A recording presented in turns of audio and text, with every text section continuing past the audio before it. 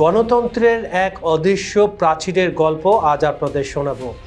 Washington ডিসির শীতল ভোর, হোয়াইট হাউসের আকাশে নিস্তব্ধ এক গাম্ভীর্য, যেন ইতিহাস নিজেই ঘুম থেকে জেগে পৃথিবীর দিকে তাকিয়ে রয়েছে। পৃথিবীর এক প্রান্তে যখন ট্যাঙ্কের গর্জনে রাজধানীগুলো কেঁপে উঠছে, তখন এই শহরের সাদা ভবনের সামনে কেবল পতাকার নরম দোল দেখা যাচ্ছে। থাইল্যান্ড, পাকিস্তান, মিশর কিংবা সুদানের মতো দেশগুলোতে সামরিক বুটের শব্দ মানে সরকারের পতন, সংবিধানের মৃত্যু। তো ইতিহাসের পাতায় পাতায় ছড়িয়ে আছে রক্ত, বন্দুকের নল আর একনায়কের মুখে উচ্চারিত সেই ভয়ঙ্কর বাক্য একই রকম, জনগণের মঙ্গলের জন্য আমি দায়িত্ব নিয়েছি। এটা সব দেশেরই যখন সামরিক বাহিনী ক্ষমতা দখল করে, এদের ডায়ালগটা একই রকম হয়। কিন্তু আপনি দেখবেন বিস্ময়করভাবে যে দেশ বিশ্বের প্রায় প্রতিটি মহাদেশে সরকার বদলের খেলায় অংশ নিয়েছে, সেই মার্কিন যুক্তরাষ্ট্রে নিজস্ব ইতিহাসে একবারও সফল হয়নি সামরিক অভ্যুত্থান। তার মানে আজ পর্যন্ত তাদের যে এত বড় ইতিহাস, সেখানে কোনো ধরনের সামরিক অভ্যুত্থান হয়নি। কি আশ্চর্য লাগছে! এটাই বাস্তবতা, এটাই সত্যি। প্রশ্নটা তাই প্রাচীন কিন্তু একেবারে অমীমাংসিত। কেন আমেরিকায় অভ্যুত্থান হয় না? কেন এই দেশের সৈনিকরা কখনো বন্দুক তুলে নেয় না নিজেদের সরকারের বিরুদ্ধে?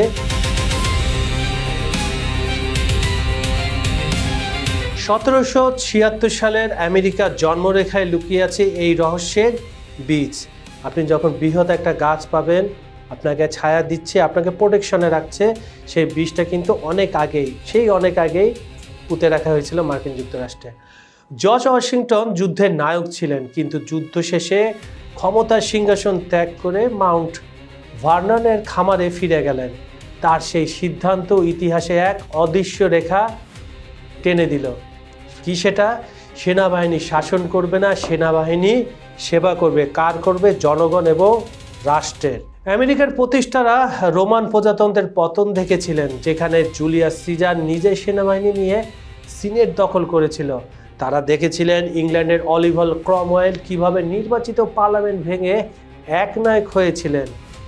সেই ভয় থেকে মার্কিন সংবিধানের প্রতিটি লাইন যেন এক সতর্ক উচ্চারণ।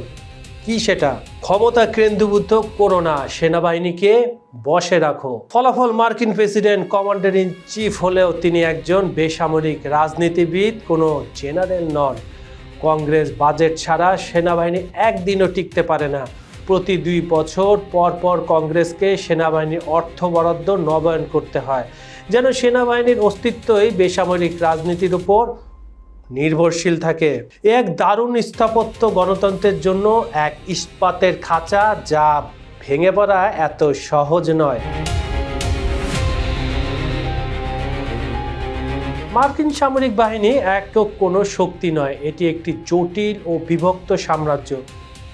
Army, navy, air force, marine corps, space force, coast guard, 6টি বাহিনী, 6টি সংস্কৃতি, 6টি গর্ব মার্কিন যুক্তরাষ্ট্রের। তাহলে কি দেখা যায়? তাহলে দেখা যায় এক জেনারেল অন্য বাহিনীর জেনারেলকে বিশ্বাস করে না পরিপূর্ণভাবে।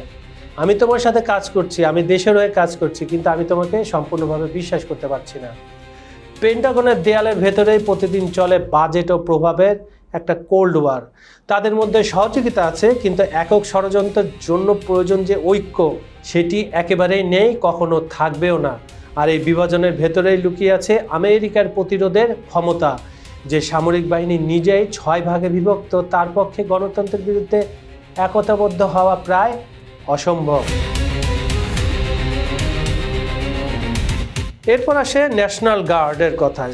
আমেরিকার গণতন্ত্রের ছায়া প্রাচীর বলা হয় তাকে, অনেকটা বটগাছের মতো।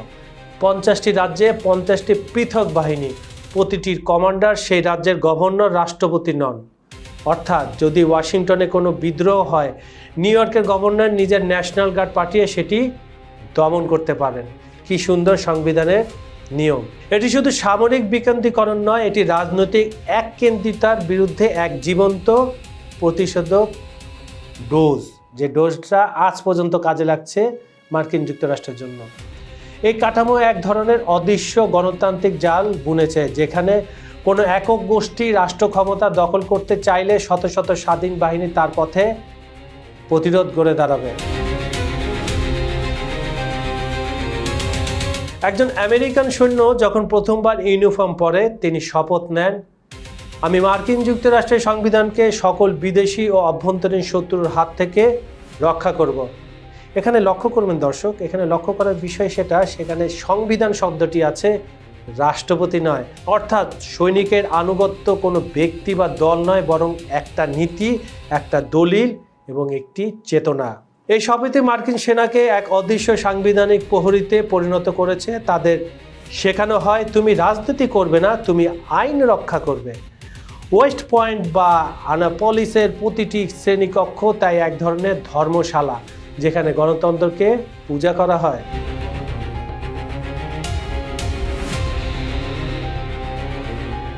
অবশ্যই মার্কিন ইতিহাসে সামরিক ও বেসামরিক টানাপোড়েন ছিল, থাকবে, আছে, ভবিষ্যতে থাকতে পারে। গৃহযুদ্ধের ম্যাকক্লিনান, কোরিয়ান যুদ্ধের ম্যাকআর্থার, আফগানিস্তানের ম্যাকক্রিস্টাল সবাই কখনো কখনো রাষ্ট্রপতির সাথে দ্বন্দ্বে জড়িয়েছিলেন, কিন্তু প্রতিবারই সিদ্ধান্ত এসেছে এক জায়গা থেকে। কোথা থেকে? শুরুতে বলেছিলাম, সংবিধান। যেখানে প্রেসিডেন্ট লিঙ্কন বা ট্রুম্যান সাহস করে জেনারেলদের বরখাস্ত করেছেন, সেনারা কখনোই বন্দুক তুলে নেয়নি। এটাই আমেরিকার বিশেষত্ব, তারা আইনকে শেষ পর্যন্ত শ্রদ্ধা করে, এমনকি তার নিজের ক্ষতির কারণ হলেও। কিন্তু এখন 2021 সালের জানুয়ারির সেই দিন সবার নিশ্চয়ই মনে আছে, যখন ক্যাপিটালের জানালাগুলো ভেঙে পড়েছিল, যেন ইতিহাস হঠাৎ কেঁপে উঠেছিল।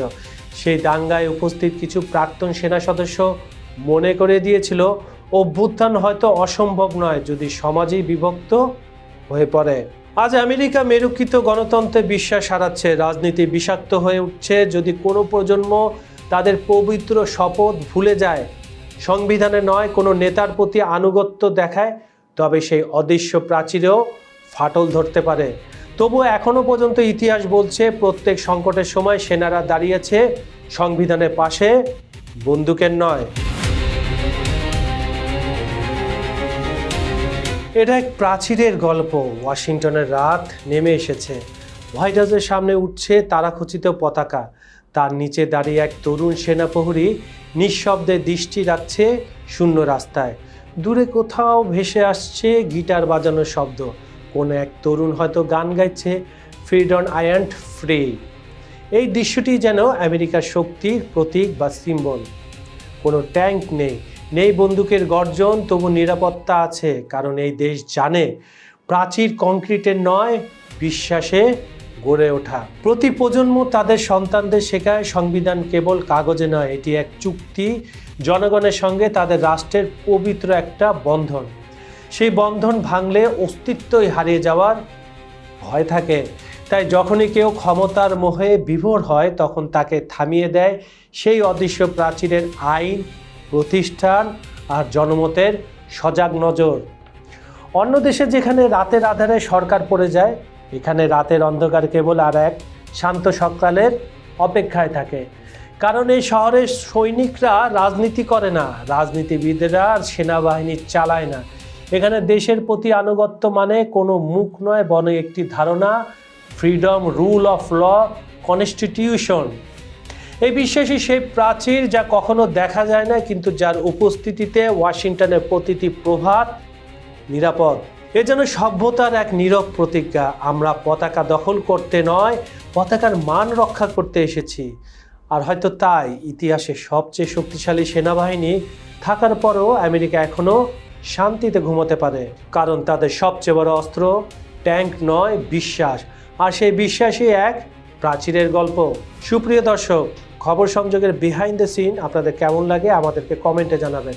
আমি কাজল হায়দার কথা দিচ্ছি, আগামীকাল আবার আমি হাজির হব একই চ্যানেলে, একই সময়ে, ভিন্ন কোনো টপিক নিয়ে।